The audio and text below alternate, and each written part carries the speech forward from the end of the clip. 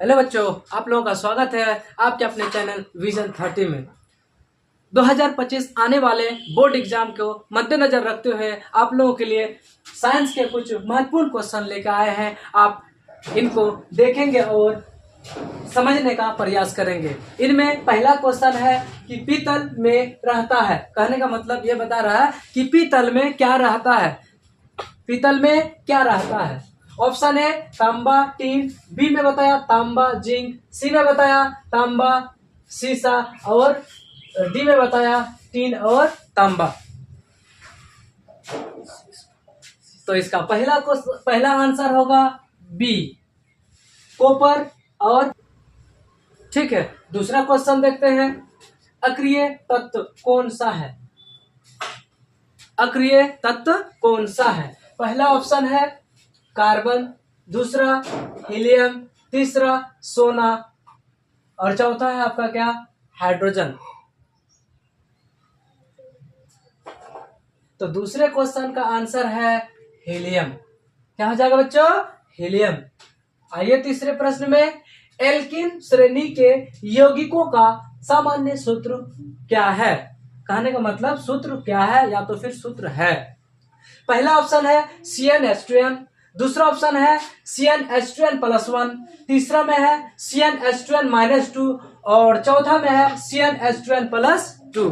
तो इसमें बच्चे कंफ्यूज हो जाते हैं। कंफ्यूज नहीं होना है, इसमें आपको थोड़ा सा ट्रिक का इस्तेमाल करना है। यहाँ पे ट्रिक क्या है?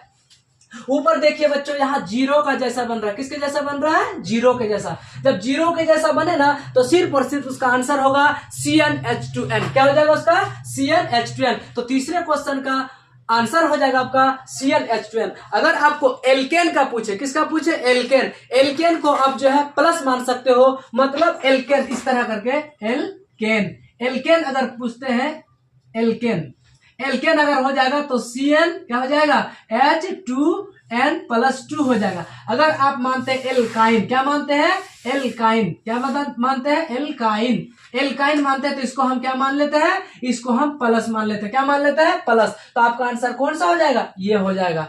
तो हम आप याद रखेंगे, एल्कीन श्रेणी के सामान्य या यौगिकों का सामान्य सूत्र क्या हो जाएगा इसका? CnH2n। ठीक है, आइए चौथा प्रश्न देखते हैं। बताया चौथा प्रश्न में विद्युत आवेश का इकाई क्या है? क्या बताया? विद्युत आवेश का इकाई क्या है? तो विद्युत आवेश की इकाई ऑप्शन ए में बताया क्या? कूलम है, बी में बताया वोल्ट है, सी में बताया एम्पियर है और डी में बताया नन ऑफ दीज है।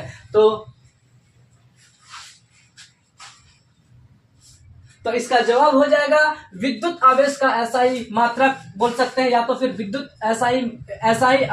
विद्युत आवेश की इकाई क्या है? तो इसका सही आंसर हो जाएगा आपका कूलम। क्या हो जाएगा? कूलम। आइए पांचवा क्वेश्चन देखते हैं। श्वसन की क्रिया होती है।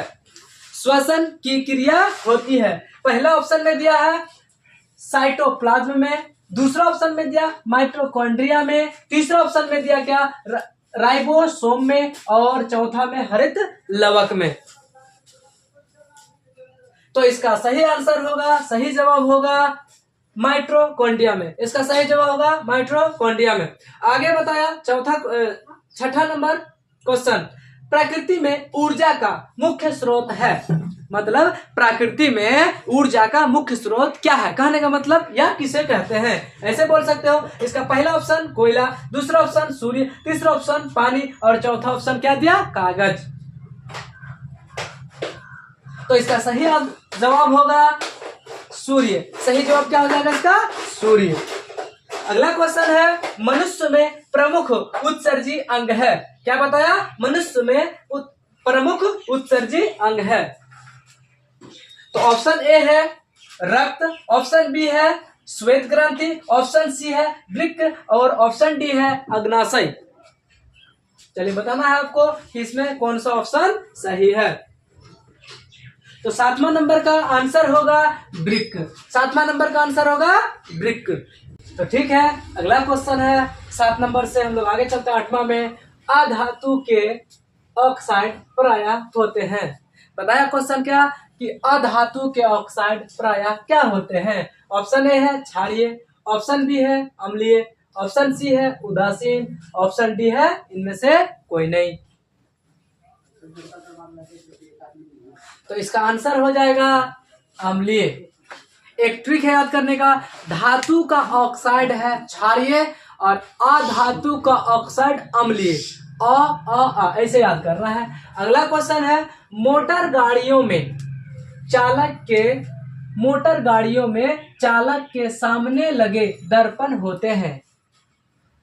मोटर गाड़ियों में चालक के सामने लगे दर्पण होते हैं। ऑप्शन ए है समतल दर्पण, ऑप्शन बी है उत्तल दर्पण, ऑप्शन सी है उत्तल दर्पण और ऑप्शन डी है इनमें से कोई नहीं।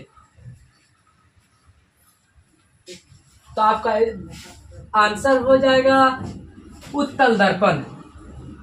आपको जानकारी के हिसाब से बता दूं दोस्तों कि मोटरसाइकिल के हेडलाइट अवतल दर्पण के होते हैं और जो उसमें मिरर लगे होते हैं वो उत्तल दर्पण के होते हैं।